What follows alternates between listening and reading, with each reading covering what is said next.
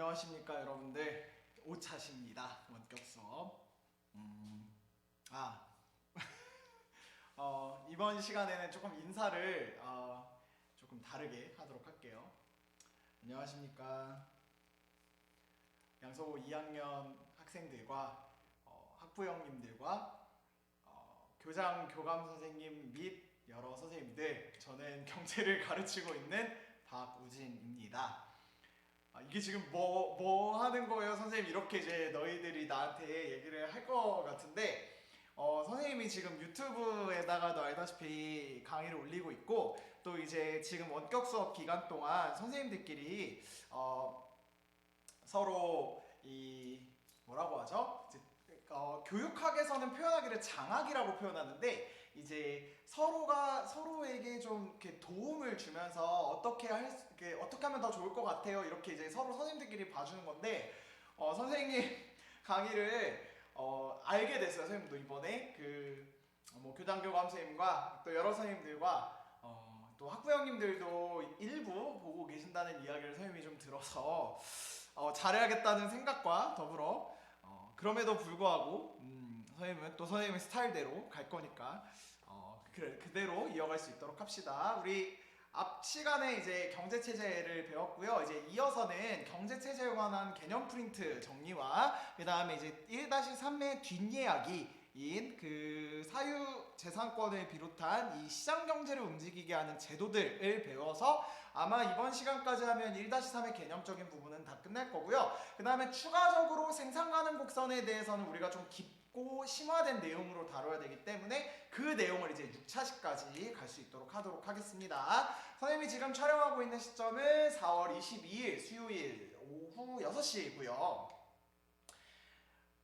이번 주가 굉장히 춥습니다. 그래서 굉장히 지금 뭐 온도도 기온도 지금 막 40이 아니지 14도 지금 여기 들어오는 거 보니까 이제 되어 있었는데, 아무튼 뭐 열심히 하도록 하자고요. 자, 그래서 우리 또 계속해서 단원의 흐름도, 우리 여러분들은 지금 바로 들어왔겠지만 앞 시간 수업 듣고 계속해서 우리 좀 이어서 가보도록 합시다. 우리 등교 계약하면은 요 처음부터 끝까지 선생님이 있는 내용들을 너네한테 이렇게 물어보면서 너희들이 이 원격 수업 기간 동안 잘 했는지를 선생님 물어 가면서 여러분들한테 할 거거든요. 그러니까 잘해야 돼. 그리고 등교 계약을 하더라도 이미 앞에 부분에 대해서 너희들이 열심히 들었다는 걸 나한테 얘기를 해줄 수 있어야 됩니다. 알겠죠? 자, 그래서 이제 1-1단원에서 우리는 뭘 배웠냐면 경제활동 배웠고요. 자꾸 경제활동이라고 쓰네. 경제생활. 선생님, 경제생활과 경제활동은 뭐가 다른데요? 라고 이야기하는 친구들은 경제활동은 서술어적인 측면이었었고요. 경제 주체, 경제 객체랑 합쳐서 우리가 경제생활이라고 이야기했었지. 희소성 배웠었고 경제 문제 배웠습니다. 자, 희소성 문제 한번 내보도록 합시다. 희소한 물건은 희귀한 물건이다. OX. X라고 했어요. 희소성과 희귀성은 기준이 다른 거다라고 이야기했었어. 그 다음에 이제 1-2에서 우리는 합리적 선택 배웠습니다. 두 가지가 있었는데 뭐랑 편익비용 분석하고 의사결정표 모형 있었는데, 편익비용 분석에서 편익에 들어가는 두 가지가 뭐랑 만족이랑 이득이었고, 비용에 들어가는 거 두 가지가 명시적 비용, 암묵적 비용, 매몰 비용 고려하면 돼, 안 돼? 안 된다 이야기했어요. 그 다음에 경제적 유인. 그래서 무언가 행동을 하게끔 하면 긍정적 경제적 유인. 그래서 그거는 편익을 증가시키던지 비용을 감소시키는 거고요. 그 다음에 부정적 경제적 유인은 무언가를 하지 못하도록 하게끔, 그래서 편익을 감소하거나 비용을 증가하는 방향으로 갈 때 우리가 경제적 유인 중에서도 부정적 경제적 유인이다 이야기를 했고, 요거 하나만 이야기하자 얘들아. 지난주에 여러분들이 올려주신 과제들 선생님이 다 읽어보고 여러분들한테 한 명 한 명 다 코멘트를 달아줬어요. 그 코멘트를 선생님이 써주는 거가 아마 여러분들한테 알림으로 가지는 않는 걸로 알고 있어서, 아마 쉬는 시간, 우리 5, 6, 7 연달아서, 4, 5, 6 연달아 들을 때 쉬는 시간 같은데 잠깐 이제 과제 게시판 들어가서 지난주 거 한번 여러분들 확인해봐봐. 근데 좀 너희들이 많이 또 지금 이제 A반 끝나고 오늘 이제 B반 친구들까지 업로드를 하고 있는 과정인데, 생각보다 이것들을 너무 헷갈리는 것 같아서 좀 이야기를 해주려고. 선생님이 2차시 과제를 경제생활의 3가지 예시를 한번 들어보라 라고 이야기를 했었잖아요. 근데 여러분들이 생산하고 소비는 잘해. 근데 분배를 좀 헷갈려 하고,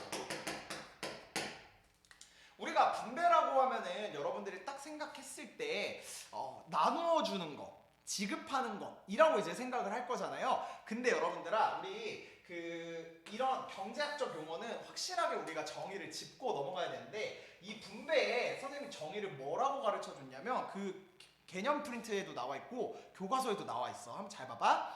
생산 요소를 제공한 대가에 지급하는 것이라고 되어 있을 거야. 우리 그랬을 때 생산 요소의 종류에는 뭐가 있었지? 생산 요소에는 노동, 토지, 자본, 경영 있었습니다. 그래서 그거에 대해서 이게 생산 요소를 제공하면, 잠깐, 경제 주체 중에서 주로 생산 요소를 제공하는 주체는 누구? 생산 요소의 공급자, 가게였었죠. 그 생산 요소를 가게가 지급을 하면 기업이 그거를 받아들여서 이거에 대해서 대가를 지급해야 되잖아. 그거에 대한 대가인데, 노동에 대한 대가가 뭐? 임금, 토지에 대한 대가, 지배, 자본에 대한 대가, 이자, 경영에 대한 대가, 이윤입니다. 참 내가 친구들 보면은 얘네를 매칭시키는 건 참 잘해.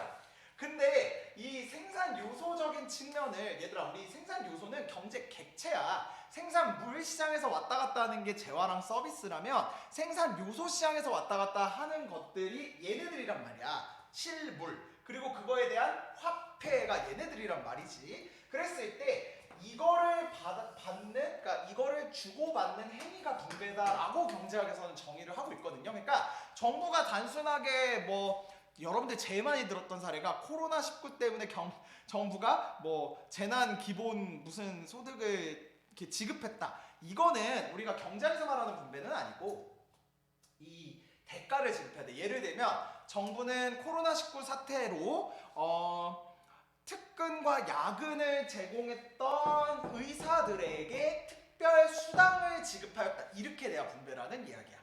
알겠지? 그러니까 단순하게 주는 걸로 끝이 아니고 이 생산 요소를 준 거에 대한 정확한 대가가 지급된 것이 분배다. 여러분들이 그 경제 생활의 예시 3가지 쓰는 거에서 좀 많이 헷갈려하는 것 같아서 여러분들한테 아예 그냥 다시 설명을 해드리고 가도록 합니다. 원격 수업에서 좋은 점이 딱 하나 있다면 여러분들이 그렇게 써주는 거에 대해서 내가 이 댓글을 통해서 좀 잡아줄 수 있다는 거, 그런 건 좀 좋은 것 같아요. 자, 그 다음에 우리 이제 1-3까지 왔습니다. 우리 1단원이 중단원 4까지 있는데 과연 원격 수업에서 어디까지 진도를 나갈지 선생님도 궁금해요. 경제체제. 자, 얘들아, 전통경제체제, 계획경제체제, 시장경제체제는 뭘 기준으로 나누는 거야? 잘 생각해보자. 경제가 문제가 발생했을 때 그 생산 혹은 생산물을 분배할 때 뭘 가지고 분배를 하느냐로 이거를 구분을 했었죠. 그래서 그러니까 관습이나 전통이면 전통경제체제인 거고, 정부의 계획이나 명령이면 계획경제체제인 거고, 시장한테 시장 가격에 딱 맡겨버리면 그게 시장경제체제다라는 이야기 했었고요. 자본주의랑 사회주의는 구분 기준이 생산 수단을 누가 가질 수 있느냐. 자본주의는 누가 가질 수 있는 거야? 개인이 가질 수 있고요. 사회주의는 원칙적으로 사유화가 인정이 안 되기 때문에 이 개인이 갖는 게 아니라 국유화, 국가가 갖던지 아니면 공유화, 이 공동체가 갖던지 이런 거라고 생각하면 돼. 그런 이야기까지 받고, 전통경제체제, 계획경제체제, 시장경제체제 각각의 장단점도 우리 좀 살펴봤던 것 같아. 시장경제체제의 단점 뭐였더라? 급격한 경기 변동에 있어서 대응을 못하고요. 빈부격차가 발생할 수 있다라는 이야기 했었어. 계획경제체제의 단점은 이게 획일화되어 있으니까 어떤 경제적 유인이 부족하기 때문에 창의적인 경제 활동이 하기가 어렵고요. 그러다 보면 경제 발전에 있어서 저해할 수 있다라는 이야기를 했었던 것 같습니다. 근데 전 세계에서 계획경제체제랑 이 시장경제체제를 양극단으로 채택하고 있는 국가가 있다고 없다고? 없어요. 다 무슨 경제체제? 혼합경제체제. 그 중에 우리나라는 자본주의와 사회주의 중에 어디에 조금 더 초점이 맞춰져 있는 거야? 자본주의. 그래서 우리는 자본주의적 혼합 경제 체제다라는 이야기를 했었습니다. 그래서 이 경제 체제와 관련해서 우리가 그 개념 프린트 8쪽에서 이 제시문들이랑 여러 가지 글들 읽어보면서 좀 정리해 보려고 하니까 여러분들 프린트 8쪽 지금 한번 펼쳐볼 수 있도록 합시다. 우리가 2주 동안 원격 수업 시작하기 전에 2주 동안 과제로 나갈 때 우리가 개념 프린트 7쪽까지 나갔었잖아요. 근데 이제 7쪽만 그때는 선생님이 올려드렸는데 7쪽, 8쪽을 개인적으로는 좀 같이 이렇게 봤으면 좋겠어서 이 양면 인쇄를 할 때. 그래서 선생님이 이번 주차 수업 자료를 내가 7쪽부터 다시 올려드릴 테니까 여러분들이 또 그것까지 같이 해서 다운받아서 보시면 되겠습니다. 자, 8쪽 보시면 우리나라 북한의 경제체제와 경제성장 되어 있어요. 알다시피 우리나라는 대표적인 시장경제체제의 자본주의를 채택한 국가고 북한은 사회주의 계획경제체제를 채택한 국가입니다. 보시면 시장경제체제와 계획경제체제의 특징을 비교해 볼 수 있는 가장 적합한 사례가 바로 우리나라 북한이라고 할 수 있다. 바로 국경을 맞대고 있기도 하고 20세기에 가장 큰 전쟁을 일으켰던 동족 상잔의 비극이라고도 표현하는 그런 거죠. 그래서 사실 1975년에 북한의 1인당 국민소득은 597달러였고 우리나라의 1인당 국민소득은 592달러로 1970년대에는 우리나라 북한의 경제력이 그리 크게 차이 나지 않았다. 그렇다면 우리나라는 경제성장을 이뤘지만 북한은 그렇지 못한 까닭은 무엇일까라고 돼 있어요. 실제로 얘들아 전쟁이 알다시피 우리 이제 6.25 전쟁이 1950년 6월 25일에 발발해서 1953년 7월 27일 맞나요? 아무튼 이게 진짜 계속 이게 기억이 감퇴가 되고 있는데 뭐 어쨌든 우리 3년이 넘는 시간 동안 이 6.25 전쟁을 펼치고 나서 이 전쟁을 휴전선으로 딱 맺어진 직후는 얘들아 북한이 우리나라보다 경제 지표를 봐도 훨씬 더 월등했었어. 왜 그럴까? 일단은 한반도를 차지하고 있는 면적도 북한이 조금 더 많고요. 그 다음에 가장 대표적으로 뭐가 차이가 나냐면 지하자원의 차이.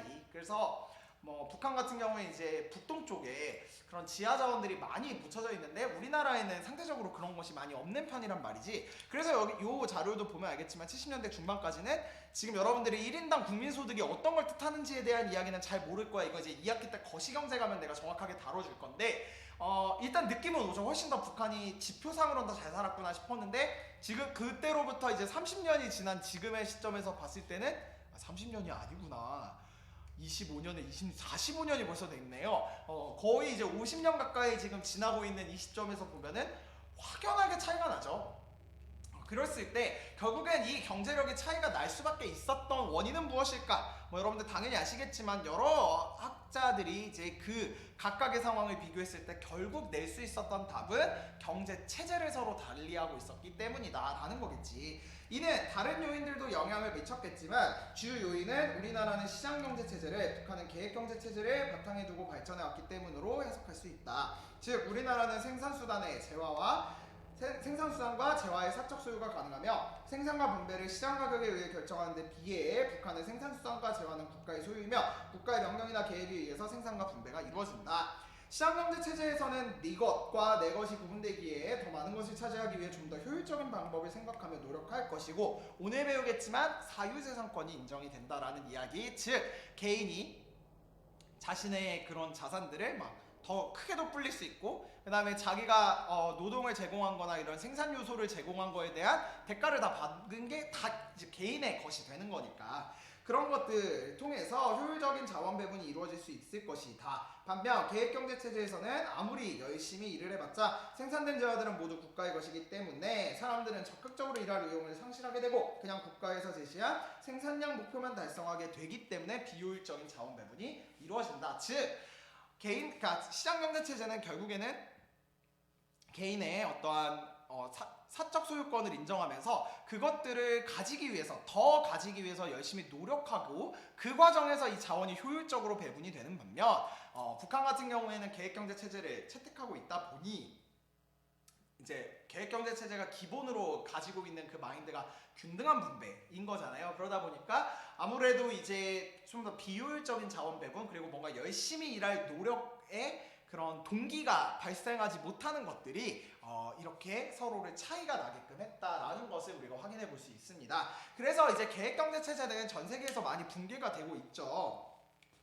1980년 후반 이후 동유럽의 공산주의 국가와 구소련의 잇따른 붕괴, 그리고 1980년대 이후 중국의 개혁개방 추진은 계획경제체제의 한계를 반증하는 것이라고 할 수 있다. 정부의 계획과 명령에 따라 자원을 배분하고 재화를 분배할 때 자원을 효율적으로 배분할 수 있고 재화도 공평하게 분배할 수 있다는 믿음은 관념상의 이상이었을 뿐 현실에서는 가능하지 않다는 것이 증명된 셈이다라고 이야기를 합니다.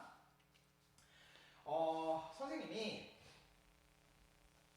그래도 이제 우리 문과 관련된 친구들은 경제를 이걸 다 듣고 있고 하니까 또 우리 원래 이제 수업 시간에는 특히 우리 작년에 통합사회 같은 경우 일주일에 1시간밖에 못 만나니까 거의 이제 진도 나가느라 좀 바빠서 좀 다른 외적인 이야기들을 선생님이 많이 못 해준 것 같은데 그래도 우리 경제는 일주일에 3시간이나 되기도 하고 또 이제 알잖아 선생님 작년부터 얘기했던 거 나는 본투비 문과생이라고 그래서 좀 더 이제 문과 친구들에게 이제 이런저런 이야기들을 많이 해주고 싶은데 그런 시간이 아마 기회도 많이 있을 거예요. 이과 친구들도 아씨 뭐야 뭐 문이과 차별이야 이렇게 절대 보지 말고 차별할 것도 없고 이런 이야기들이 있다라는 것이 여러분들의 어떠한 문과적 감성과 이 소양과 교양을 또 잘 쌓는 시간이다라고 생각하면서 또 이렇게 들어주면 좋을 것 같아.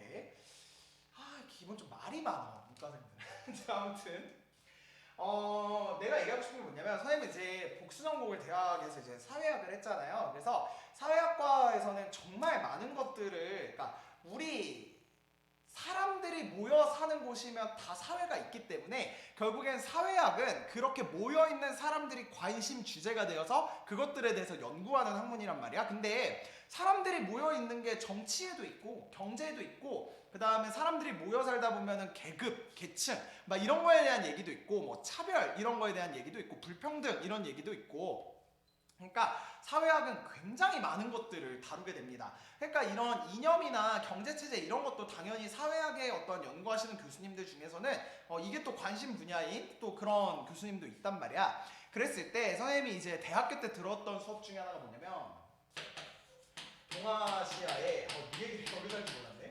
대안적 근대성이라는 수업을 들었어요.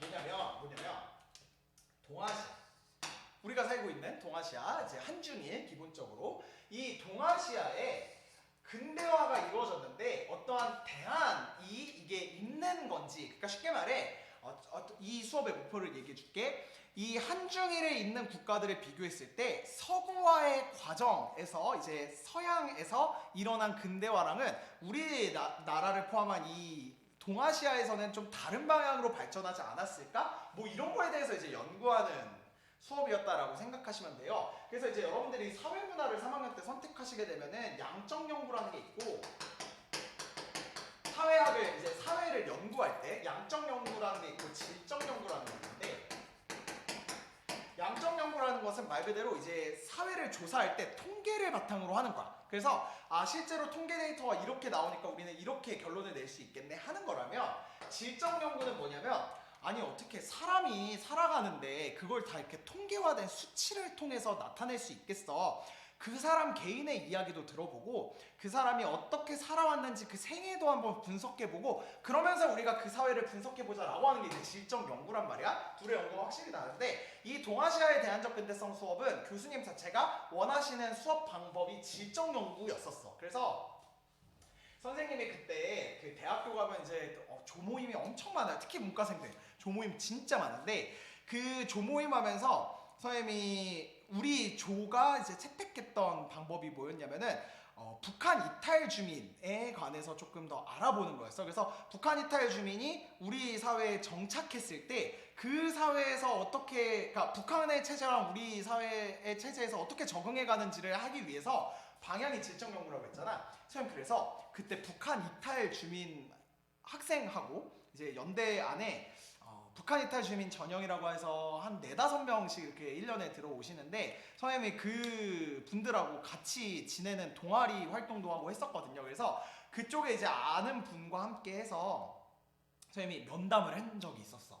면담을 한 적이 있었는데 선생님이 그때 가장 이제 놀랐던 게 뭐냐면 여러분들이 생각했을 때 이제 북한 이탈 주민 분들이 우리나라에 들어오게 되어서 이제 우리 사회에 적응을 할 때 알다시피 하나원이라고 갑니다. 그래서 거기서 이제 많은 걸 배우는데 뭐 알다시피 이제 정치 체제가 워낙 독재화되어 있는 국가니까 그런 것도 이제 좀 해체하는 그런 교육을 받고 이렇게 하는데 사실은 북한에서 넘어온 사람들이 제일 적응하기 힘든 부분이 뭐냐면 이 시장 경제 체제에 적응하는 걸 가장 힘들어했대요.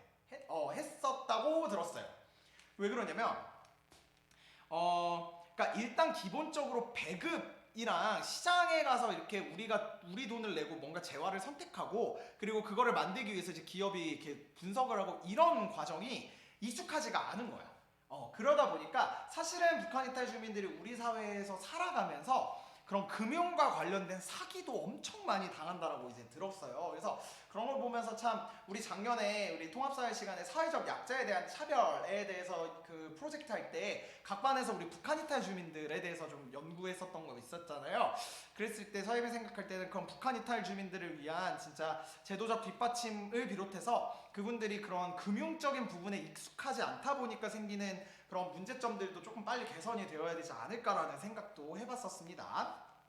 그리고 이 지금 요거 우리 계획경제체제 붕괴라고 이야기를 하는데 선생님이 뭐 어차피 여러분들 내 나이 아니까 그래요. 이제 30대가 되었죠.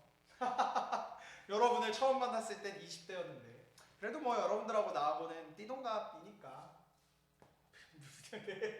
선생님이 태어난 해가 1991년 근데 이 해가 소련이 붕괴했던 시기예요. 네, 1990년이 아마 이 동독과 서독에 있어서 베를린 장벽이 붕괴가 되면서 좀 됐을 거고 동독도 알다시피 여러분들 사회주의 국가였습니다. 그리고 소련도 이제 1991년에 이제 붕괴되는 모습을 가지게 되었어. 그래서 혹자들은 20세기를 평가할 때 사회주의가 시작되어서 사회주의가 끝난 체제가 종식된 세기였다라고 평가하기도 하는데 그만큼 사실은 이 자본주의와 사회주의 굉장히 이제 차이가 크기도 하고 그리고 이제 워낙 20세기는 그걸 기반으로 해서 전쟁이 너무 많았던 시기이기도 하니까요.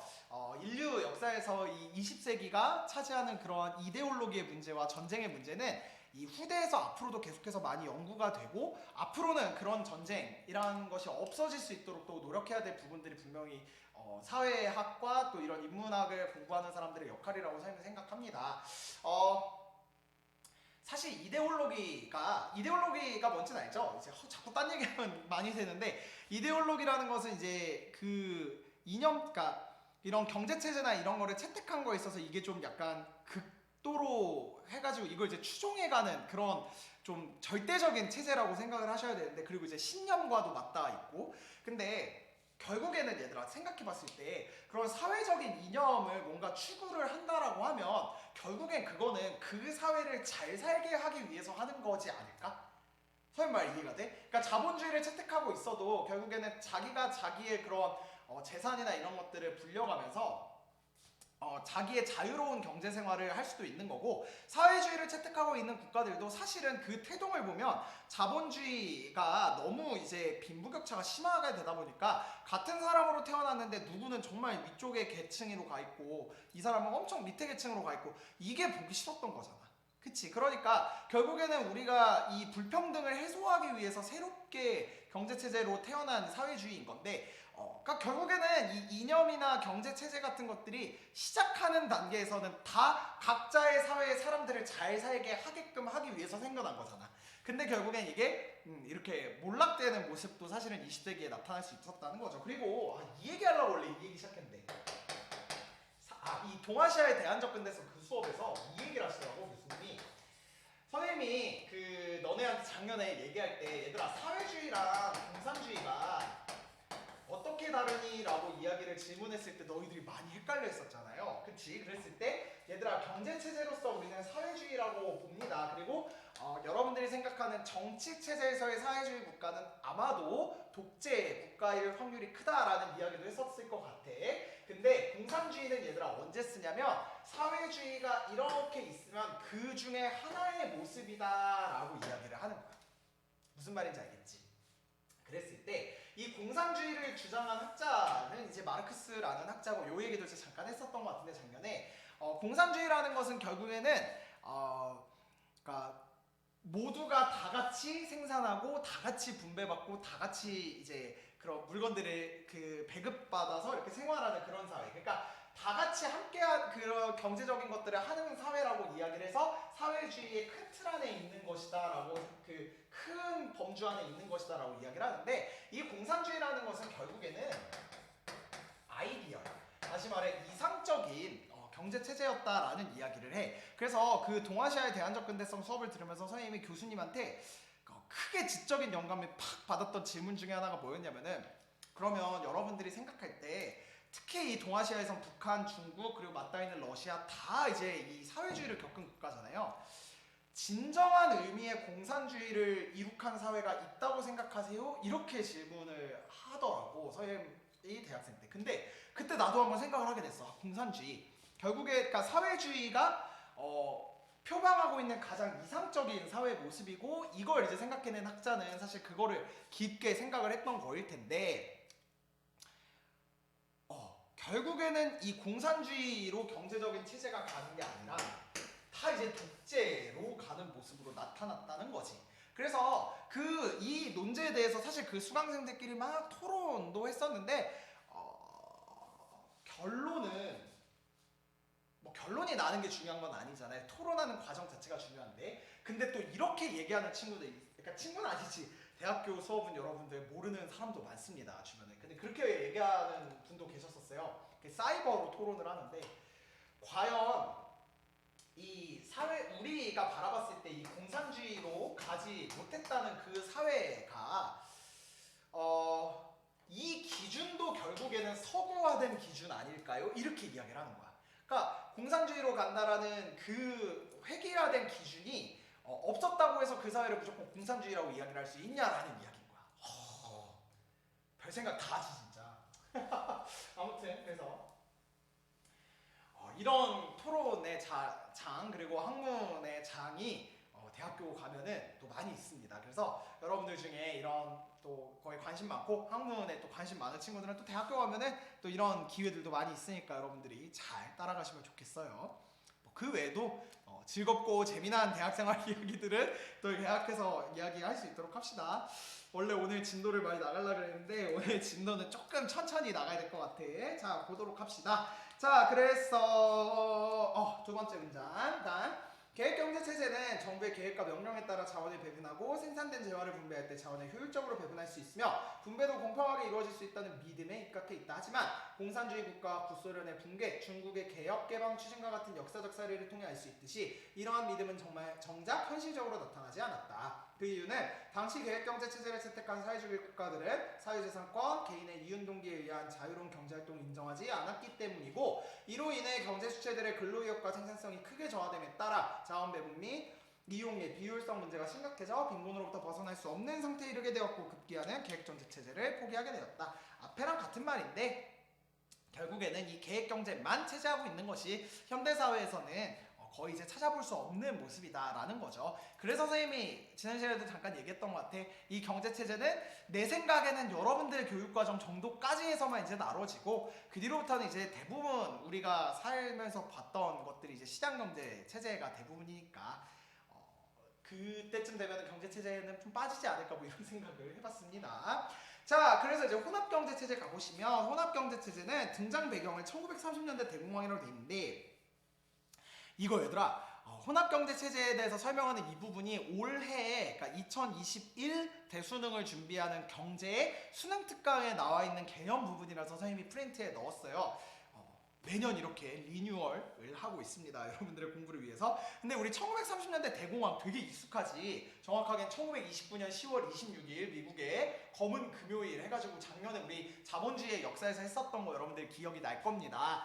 그때 이제 새롭게 등장하게 된 자본주의가 뭐였었더라? 원래 있었던 산업자본주의를 타파하고 애덤 스미스의 어떠한 그런 자유방임주의 이런 걸 넘어서서 이제는 케인즈 정부가 적극적으로 시장에 개입해야 된다. 수정자본주의가 생겨났다라는 걸 이야기했었잖아. 그러니까 이때부터는 혼합경제체제가 이제 본격적으로 생겨났다라고 본다는 거지.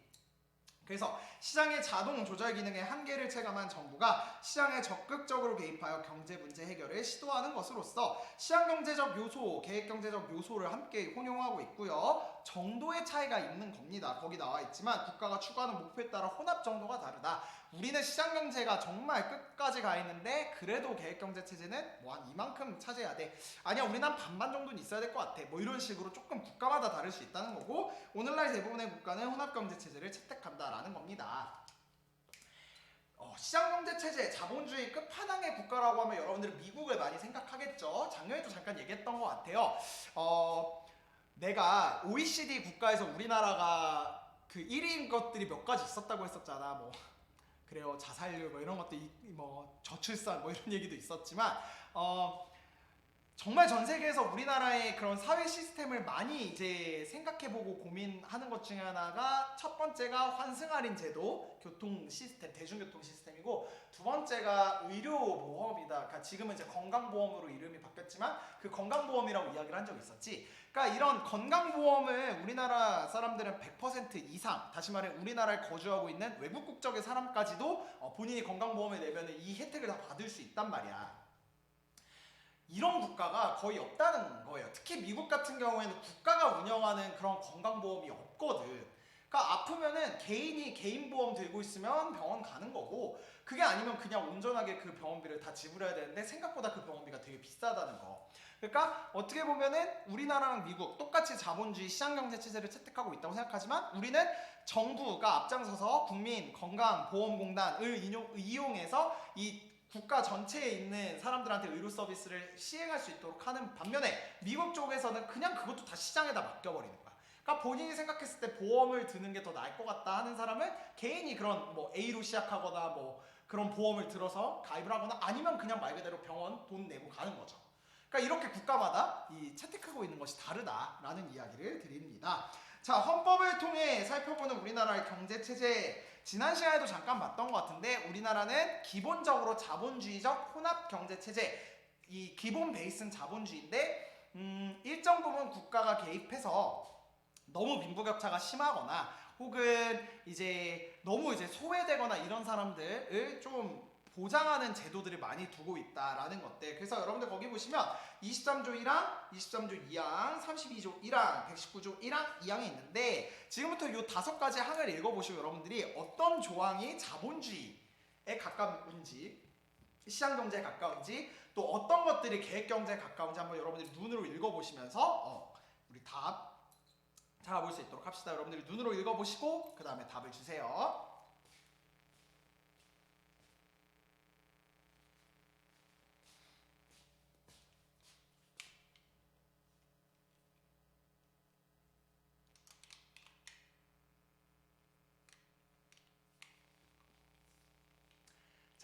세 개입니다. 가장 기본이 되는 이 자본주의를, 그러니까 다시 시장경제 체제를 뒷받침하는 법 조항은 23조 1항과 119조 1항이 될 겁니다. 써줄게요. 시장경제 체제를 뒷받침하는 경제 체제, 다시 자본주의. 선생님 설명했었지? 결국에 시장경제체제는 자본주의랑 갈 수밖에 없고 계획경제체제는 사회주의로 갈 수밖에 없다고. 이 시장경제체제를 채택하고 있는 것이 23조 1항과 109조 1항. 그 다음에 계획경제체제를 체제가 아니죠. 계획경제적 요소. 계획경제적 요소를 채택하고 있는 것이 23조 2항과 32조와 119조 2항이다. 이런 거 여러분들이 체크해 놓으시고요. 국가가 어느 선까지, 그러니까 자유롭게 할 수 있도록 하지만 국가가 어느 정도 개입을 하는지에 대한 요소를 이 법률 조항으로 여러분들이 한번 잘 찾아보시면 되겠습니다. 괜찮죠?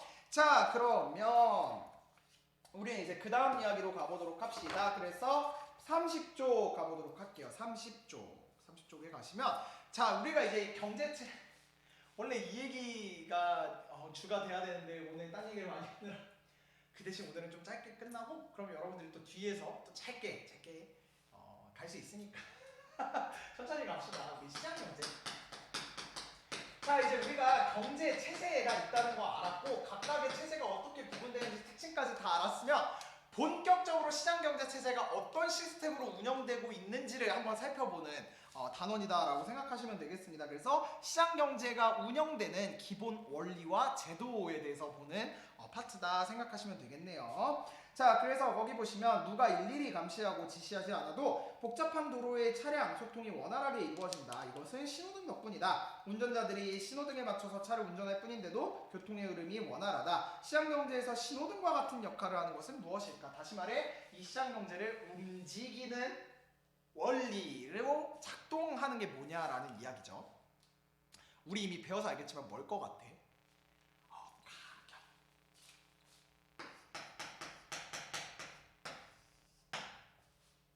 그러면 하나하나 살펴보도록 합시다. 자, 첫 번째로 시장경제에서는 분업과 특화를 통해 교환의 이득이 발생한다라고 되어 있어요. 여러분들이 교과서 30쪽이랑 개념 프린트 9쪽 같이 놓고 볼 수 있도록 합시다. 시장경제는 시장이 경제활동의 중심이 되는 경제이다. 시장경제에서 사람들은 자신이 필요로 하는 재화나 서비스를 시장에서 구매한다. 그런데 필요한 재화나 서비스를 지속적으로 구매하려면 스스로도 무엇인가를 판매하여 수입을 얻어야 한다. 밑줄, 시장경제에서 사람들은 사회적 분업을 전제로 자신이 남보다 잘 만들거나 더 싸게 만들 수 있는 재화나 서비스를 특화하여 생산하고 이를 판매하며 얻는 수입으로 필요한 것을 구매해 생활한다. 밑줄 쳐주시고요. 만약 시장이 없다면 사람들은 자신이 필요로 하는 모든 재화 서비스를 스스로 생산해야 될 것이다. 그러니까 결국에는 이 시장경제 체제를 운용시키는 원리 속에는 분업과 특화와 교환이 있기 때문에 이것들이 움직일 수 있다는 이야기예요. 그래서 시장경제 체제를 기본으로 움직이게 하는 그 세 가지를 우리는 분업과 특화와 교환을 통해서 이 시장경제 체제가 기본적으로 움직인다라는 이야기인 거죠. 그래서 이 각각에 대한 정의는 우리 오른쪽 프린트를 통해서 한번 살펴볼 수 있도록 합시다. 분업을 가보시면 생산 과정을 여러 부문으로 나누어 각자가 맡은 임무를 수행하는 방식이라고 되어 있습니다. 여러분들 중에 혹시 그 모던 타임즈라는 영화, 찰리 채플린이 나오는 영화를 본 적이 있을지 모르겠어요. 뭐냐면 자동차를 만드는데 컨베이어 벨트가 있습니다. 그랬을 때 가장 사실은 자동차를 빨리 만드는 방법이라고 하면 여러분들은 당연히 대답을 하겠지. 한 사람은 여기서 뭘 하고요, 한 사람은 여기서 뭘 하고요, 한 사람은 여기서 뭘 하고요, 뭐 이런 식으로 해서 자동차는 쭉 이렇게 옮겨가면서 완성되는 것이 가장 빨라요. 뭐 당연한 얘기지. 그러면 그냥 자동차 이렇게 가는데 한 사람이 이거 일일이 따라다니면서 뭘 하고 이렇게 하는 것보다 이게 훨씬 더 맞겠죠. 그러니까 전체 일을 하는 과정에서 각자가 자신의 것에 대해서 이렇게 일을 나누어서 하는 것을 분업이다라고 이야기를 한다는 거고요. 이것만 있지 않아요. 이 분업이 또 다른 의미로 보면은 기술적 분업, 한 상품의 생산 과정을 세분화하여 서로 다른 공정을 담당한다가 기술적 분업이고, 그 다음 사회적 분업은 직업의 분화, 부품 생산 기업과 완제품 생산 기업의 관계라고 되어 있습니다. 뭔 소리냐면 지금 이제 자동차를 만드는 과정 속에서 이제 이야기를 했다면 전체, 그러니까 자동차뿐만 아니라 이제 전체 산업으로 보자는 거지. 그랬을 때 이 뭐 예를 들면 그러니까 자동차를 만들더라도 이 하나하나 들어가는 부품들은 또 그걸 만드는 회사들이 있을 거잖아. 그러니까 이 자동차를 만드는데 바퀴를 만드는 회사가 있을 수도 있고 차 유리를 만드는 것도 있을 수 있고, 그러니까 여기서는 주로 끼우는 역할을 담당하는데 그 끼우는 원료들을 또 만드는 회사들은 또 각각이 있을 수 있다는 거지. 그러니까 이런 식으로 이 원재료, 그 다음에 거기 보시면 완제품 생산, 이렇게 서로 나누어져 있는 것을 이 사회적 분업이다라고 생각하시면 되고, 이거를 그렇게 크게 구분할 필요는 없을 것 같아요. 분업의 종류가 이런 것들이 있다라는 거. 그 다음에 분업을 했을 때 긍정적인 측면은 뭐냐? 기능 숙달로 노동의 생산성이 향상되고 특화 품목의 교환을 통한 상호 간의 이익 추구가 가능하다. 뭐냐면 내가 자동차를 쭉 만드는데 이 자동차를 만드는 과정에 있어서 이 모든 거를 다 할 줄 아는 것보다 하나만 깊게 파고든다라는 이야기지. 그러면 결국에는 내가 나 볼트 조이는 거에 있어서는 전 세계에서 누구보다도 더 잘할 수 있어, 이렇게 되는 거고, 여러분들 생활의 달인 같은 프로그램 보시면 우리가 상상하지 못한 정말 기이한 기술들이나 능력을 가지신 분들이 되게 많잖아요. 결국에는 우리 사회에서 전체에서 살아가는 과정에서 필요한 그 산업만큼은 그분이 나누어 가지면서 그 사람이 열심히 했던 그게 그 사람을 스페셜리스트로 만들어 주는 거지. 그리고 현대 사회는요, 워낙 산업이나 이런 것들이 너무 다양해져서 여러분들이 그 모든 걸 다 할 수가 없어요. 그래서 결국에는 여러분들이 자기의 꿈을 찾고 진로를 찾고 이 앞으로를 계획하고 있는 그것도 결국에는 나는 그 수많은 것 중에서 내가 어떤 것의 스페셜리스트, 내가 그러니까 분업된 여러 사회에서 어떤 거를 내가 가지고서 살아갈 수 있을지에 대해서 이렇게 쭉 보는 거야. 공부도 하는 거고, 공부를 하다 보니까 이쪽이 적성이 맞는 것 같고, 또 일을 이렇게 이런 거 저런 거 해보니까 난 이게 좀 더 맞는 것 같고. 여러분들 선생님 보세요. 선생님은 내가 여러분들한테 얘기했지만 내가 대학교 4학년 때까지 내가 선생님이 될 거라고 생각을 안 했단 말이야. 그게 벌써 3년 전 얘기야. 근데 생각해보니까 교육 쪽에 선생님이 관심도 있었고, 이렇게 가르치고 수업하는 걸 너무 좋아하기도 했었고, 그리고 무엇보다 학생들과 이렇게 교감하는 그 기억이 너무 좋았던 거죠. 그리고 다른 사람에 비해서는 어떤 학생들과의 의사소통을 그래도 좀 해볼 수 있는 것 같고 잘할 수 있을 것 같고, 이런 것이 결국엔 나를 이쪽에 그 사회 많은 직업들 중에서 선생님은 또 선생님이 될 수 있었던 거죠. 그런 것들이 결국에는 긍정적 측면으로 작용할 수 있다는 겁니다. 하지만 부정적 측면, 단순 반복의 노동으로 노동자의 피로 스트레스가 증가한다. 무슨 얘기를 하냐면 이것도 사회학에서 되게 중요하게 다루는 건데, 그러니까 분업을 해서 결국에는 여기서 자기가 일을 하기 시작하면은 자기는 굉장히 여기에 스페셜리스트가 되지만, 한편으로는 얘들아 10시간을 나사만 쪼이고 있어. 그럼 어떤 느낌일까? 사실은 나사 쪼이는 거는 내가 할 수도 있지만 사실은 다른 사람이 와서 며칠만 숙달을 해도 금방 할 수 있는 거일 거야. 그러니까 이렇게 되는 거지. 내가 지금 하고 있는 이게 나의 자아실현과 무슨 관련이 있는 거지? 뭐 이런 거 있잖아. 그리고 이 사람은 하도 볼트는 뭐야? 볼트만 조이다 보니까 완성된 자동차를 못 보는 거예요. 그러다 보니 그냥 그러니까 전체를 못 보고 계속 이것만 보니까 나는 내가 자동차를 만드는 과정 속에서 있다라는 거를 막 까먹고 있는 거야. 그냥 볼트만 조이고 있는 거지. 그러니까 이런 데서 오는 스트레스와 피로들이 또 쌓일 수 있다라는 거죠. 또 일부 공정의 지연이 발생할 경우 전체 생산에 차질을 빚힌다. 당연하겠지. 이 사람이 아파. 근데 이 사람이 X라고 하니까 죽은 것 같은데 그런 건 아니고, 이 사람이 아파서 못 나오면 여기서 막혀버리면 사실 전체 공정에 피해를 가는 거잖아. 그러니까 이 분업이라는 것이 좋은 점도 있지만 안 좋은 점도 분명하게 있다라는 거고, 이 분업의 안 좋은 측면이 이제 대표적인 게 인간 소외가 있다라는 것도 여러분들 그냥 이렇게 알아두시면 좋을 것 같아요. 인간 소외. 그 다음에 이제 특화라는 것은 자신이 가지고 있는 생산 요소를 특정 재화나 서비스 생산에 집중하는 것, 생산성을 향상시켜 자급자족 방식보다 자원을 효율적으로 활용 가능하다라는 이야기입니다. 얘네들을 여러분들이 구분하시기가 생각보다 엄청 중요한 건 아닌데, 이 헷갈릴 수가 있을 것 같아. 일을 나눠 한다는 거 알겠어. 그 일에 대해서 내가 특화한다는 것도 알겠어. 뭔가 이 정의가 되게 애매모호하자. 이렇게 칼로 자르기 좀 애매하다 보니까. 그러니까 그럴 때 여러분들 어떻게 생각하시냐면 분업은 사회적 측면이야. 사회 전반에 있어서 일을 나누었을 때 어떻게 나누어 가질지를 보는 거라면, 특화는 상대적으로 개인적 측면에서 보는 거야. 그럼 내 입장에서는 나는 뭐 여러 가지 일이 있었지만 선생님이 대학교 때 희망했던 진로들에 대해서 생각해 볼게.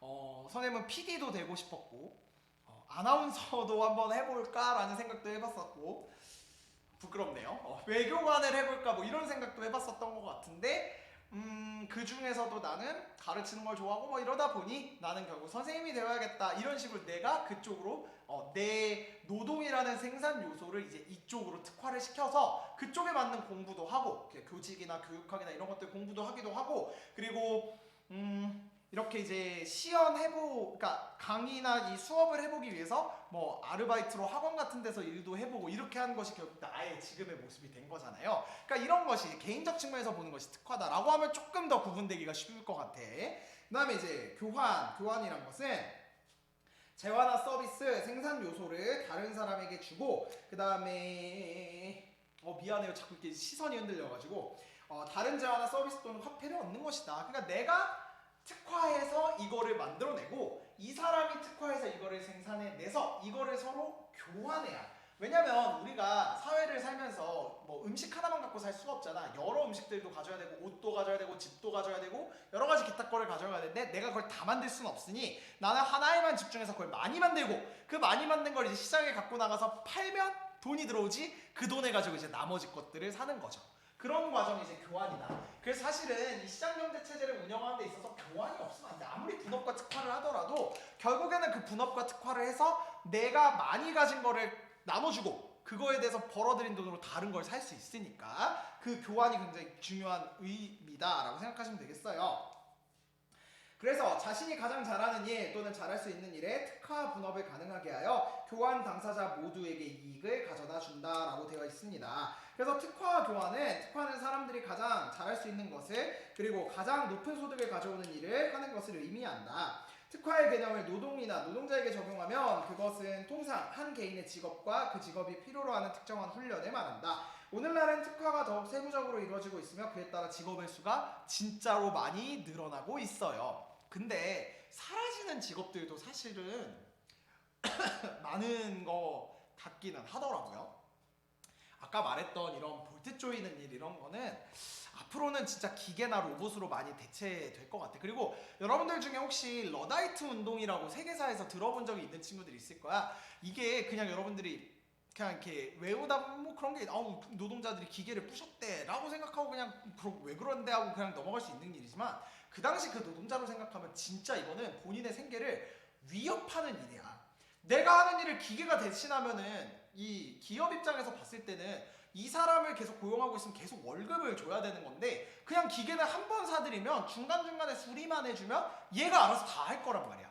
훨씬 더 일도 빨리 할 수도 있고 뭐 식사 시간 이런 거 챙겨줘, 복지 이런 거 안 챙겨줘도 되자 기계. 그러니까 이 사람들한테는 이 기계가 등장하면서 이게 본인들의 생계 위협이 되는 거니까 그런 행동을 사실은 할 수밖에 없었던 거야. 가장 좋은 건 그렇게 들어오게 되면은 본인이 대체할 수 있는 다른 걸로 빨리 이제 가야겠죠. 그래서 이제 앞으로 여러분들이 살아갈 사회에서는 뭐 선생님도 마찬가지지만 그런 사람이 했던 많은 일들이 이제 로봇이나 이런 AI 4차 산업혁명으로 많이 대체가 될 거고 그럼 이제 정말 인간이 할 수 있는 일은 무엇이 있을까에 대한 고민 그리고 그런 것들을 오히려 활용할 수 있는 인간의 새로운 직업들은 무엇인가에 대한 고민 이런 것들이 앞으로 또 많이 생겨나게 된다라는 이야기. 자, 한 사람이 여러 가지 상품을 만들 수 있어도 가장 잘 만들 수 있는 하나의 상품의 생산에 집중하고 다른 사람들도 각자 자기가 가장 잘 만들 수 있는 상품의 생산에 집중하면 전문성과 생산성이 높아져 잉여 생산물이 창출되는데 아까 선생님이 얘기한 거 있었지? 특화를 했을 때 결국에는 자기가 그것만 계속해서 하게 되면은 자기가 가지고서도 남는 것들이 있을 거란 말이야. 그 잉여 생산물을 이제 시장에다 갖다 팔고 그걸 통해서 이제 내가 벌어들인다는 거지. 그래서 이러한 특화의 전제 조건은 바로 잉여 생산물의 교환을 통해서 나한테 벌어들이는 이득이 생긴다라는 이야기인 거죠. 이런 것들, 이 분업과 특화와 교환이 결국에는 이 시장 경제를 뒷받침하는 요소다라고 여러분들이 생각해 보시면 되겠습니다. 아시겠죠? 자, 이제 원래는 이번 시간까지 해서 이 시장경제 기본 원리와 제도를 좀 마치려고 했는데 이거 다음 시간으로 조금 미뤄야 될 것 같고요. 그래서 우리 요 밑에 보시면 생산 가능 곡선에 대한 이야기가 나오잖아요. 그래서 특화 분업은 왜 일어나는 것일까라고 되어 있어요. 그래서 이를 생산 가능 곡선을 통해 알아보자라고 되어 있는데 이 사례라고 보시면 돼. 갑이라는 사람이 있고 을이라는 사람이 있는데 이 생산 가능 곡선 우리 작년에 비교 우위 했었던 거 기억이 날 거야. 자, 그래서 갑과 을 두 사람과 쌀과 옷 두 가지 재화만 존재하는 경우를 가정해보자. 사회를 굉장히 단순화해서 사람 둘, 재화 둘만 있는 거야. 이랬을 때 갑은 일주일 노동으로 갑이야 갑. 쌀하고 옷이 있으면 뭐 사람마다 능력이 다르니까 갑은 쌀을 40kg 혹은 옷을 몇 벌 생산할 수 있다고 되어 있어? 2벌을 생산할 수 있대요. 이거 잘 이해되겠지? 자기가 가지고 있는 모든 생산의 능력을 다 쌀로 쏟으면 40kg이 되고 그 다음에 옷은 그 모든 걸 다 끄집어왔을 때 2벌을 만든다라는 이야기인 거고 그 다음 을 입장으로 가보도록 합시다. 을도 쌀과 옷을 비교했을 때 이 을의 입장에서는 일주일에 쌀 20kg를 생산하던지 혹은 옷을 4벌 생산하던지라고 되어 있습니다. 그래서 이제 자기가 가진 모든 생산 요소를 다 쌀에만 쏟으면 20, 혹은 옷에다만 다 쏟으면 4 이렇게 되는 건데, 그랬을 때 거기 보시면 갑과 을이 자신의 노동 시간을 절반씩 쌀과 옷의 생산에 투입한다면 갑은 일주일에 쌀 20kg와 옷 한 벌을, 그러니까 얘네는 5월의 개념이잖아. 얘로 가든지 얘로 가든지, 그러니까 얘를 적정하게 해서 요렇게 가든지 21. 그 다음에 을의 입장에서 보면은 그 반반씩 하게 되면 뭐가 될 거야? 10하고 2가 될 거야. 둘 다 이제 자기가 자급자족한다고 하면. 근데 우리는 분업특화 교환에 대해서 이제 배웠잖아요. 그러면 얘들아 생각해보자. 갑은 둘 중에 어디에만 특화하면 되는 거야? 쌀에만 특화하면 되는 거야. 그 다음에 을은 어디에다가 특화하면 되는 거야? 둘 중에? 옷에다가만 특화해서 얘네끼리 서로 교환을 했을 때 이익을 본다라는 것이 이 분업과 특화 교환을 이 생산가능 곡선이라는 이 수식과 그래프를 통해서 이제 이해를 하는 거거든요. 그래서 내가 지금부터 이 5차시의 과제를 내줄 게 뭐냐면, 그 밑에 문단을 여러분들이 찬찬히 읽어보시면 이 교환을 통해서 거기 보시면 갑은 옷 한 벌, 옛날에 비해 옷 한 벌을 더 얻게 되고, 그 다음에 을은 쌀 10kg을 더 얻을 수 있대. 이렇게 결론이 나 있어. 그러면 여러분들은 쌀 40이나 옷 2를, 그러니까 쌀 40 혹은 옷 2를 생산하는 갑이 왜 분업과 특화 교환을 했을 때 옷이 1한 벌을 더 얻을 수 있고, 그 다음에 을이 쌀 20kg 혹은 옷 4개를 생산할 수 있었는데 왜 분업과 특화 교환을 거치니까 쌀 10kg을 더 가질 수 있었는지에 대해서 지금부터 한번 고민을 해보시고 이 과정을 오늘의 과제로 좀 여러분들이 올려주시면 되겠습니다. 조금 여러분들이 고민하셔야 될 부분이긴 하겠지만 교과서 찬찬히 읽어보시면서 이 원리와 이 과정이 어떻게 되는지 여러분들 한번 생각해 보시고, 그 다음에 모르는 거 있으면 또 질문하시면서, 선생님이 커뮤니티를 질문 게시판으로 바꿔놨으니까 또 질문해 가시면서 뭐 개인 연락 주시면서 그렇게 할 수 있도록 합시다. 자, 그래서 여러분들 잘 쉬시고요. 우리 7교시 마지막 6차시 그 남은 부분까지 또 잘 따라오면 좋겠습니다. 알겠죠? 그러면 끝내도록 하겠습니다. 안녕.